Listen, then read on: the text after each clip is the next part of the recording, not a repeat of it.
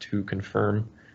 And if, say, you get your budget back and something is really bad about it and you really need it to be fixed, this is your time to talk to Assembly about it.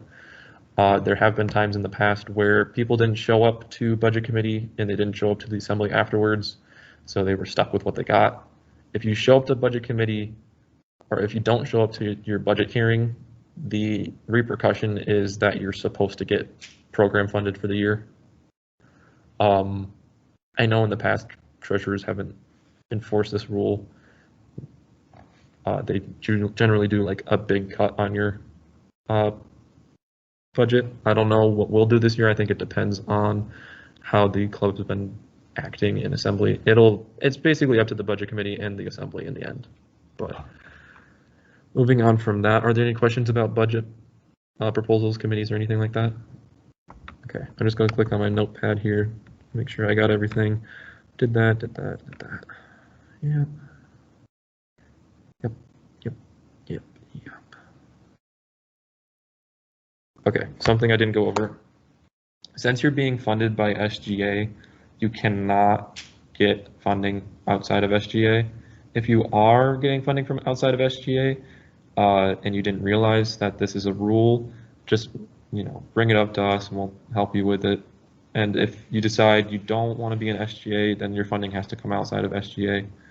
But you have to choose one or the other. You can't have both, unfortunately. It goes against the rules. Just because, if you have an account outside of SGA, you could be asking SGA, say, oh, I need $1,000 for this event.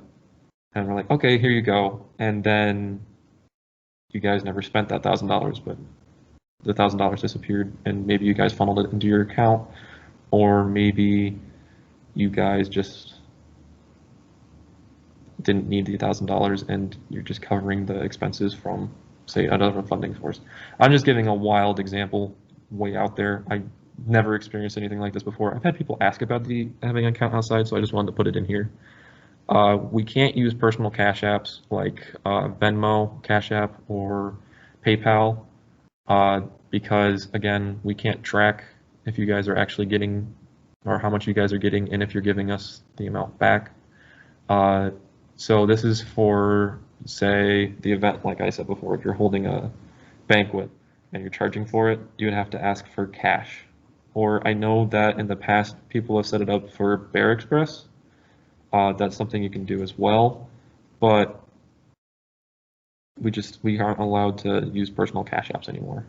Yes? If we have those events where you have to charge people to get in, do we give you guys the money?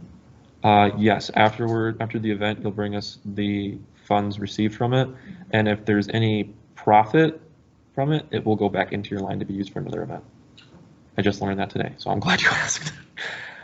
So I'm going to go over the good standing. I'm glad we went over it in Assembly today because I thought it was an issue. I've been telling each of the training sessions. I just haven't had time to actually change the FPP to try and make it better.